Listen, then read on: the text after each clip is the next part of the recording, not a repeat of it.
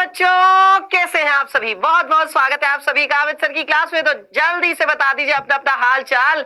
आज है नया साल और नए साल के दिन हम लोग मिल रहे हैं। उम्मीद यही रहेगी बच्चों की आगे आने वाले जितने भी दिन होंगे, जितने भी साल होंगे, हर साल हम लोग ऐसे ही प्यार से खुशी के साथ मना रहे होंगे नया साल।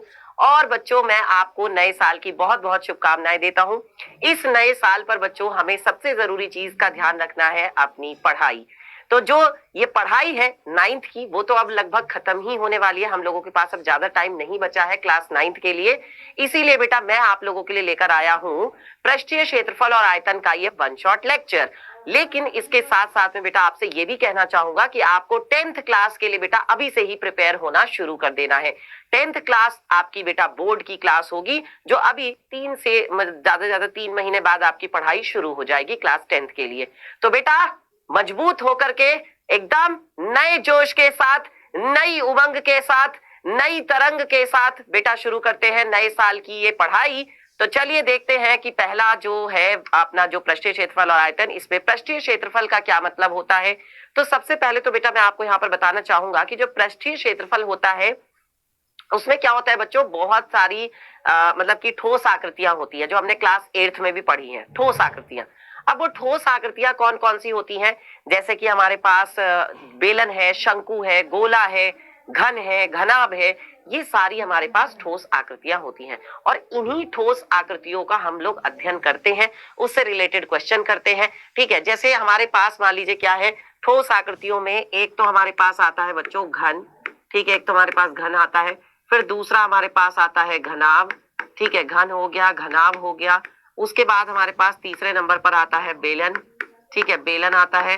और बेलन के बाद हमारे पास चौथे नंबर पर आता है शंकु। एंड देन शंकु के बाद हमारे पास 5वें नंबर पे आता है क्या, ये हमारे पास आता है गोला। और गोले के बाद बच्चों छठे नंबर पे आती है एक गोले का आधा, जिसे हम कहते हैं अर्धगोला।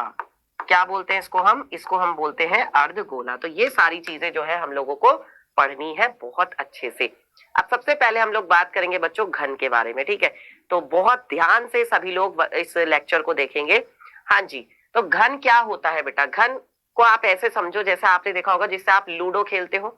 लूडो खेलते हो ना, तो लूडो में क्या होता है बेटा, लूडो में आपने देखा होगा, अगर लूडो की बात की जाए तो लूडो में क्या होता है बेटा, पासा होता है।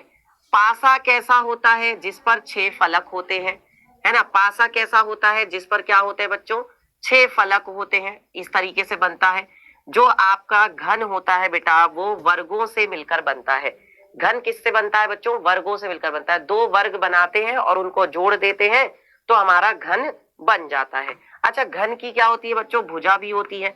तो जो घन की तीनों भुजाएं होती हैं, है ना, एक तरह से एक जो चौकोर डिब्बा है ना बेटा, उस डिब्बे की जो तीनों भुजाएं है ना, वो आपकी क्या है, आपस में बराबर है। जैसे कि लंबाई हो गई, चौड़ाई हो गई, ऊंचाई हो गई। तो इसमें क्या होता है बेटा, इसमें फलक होते हैं, है ना। ये जो आपके पॉइंट्स होते हैं, जो आपके बिंदु होते हैं, ये होते हैं बच्चों शीर्ष। इनको क्या बोला जाता है, इनको बोला जाता है शीर्ष।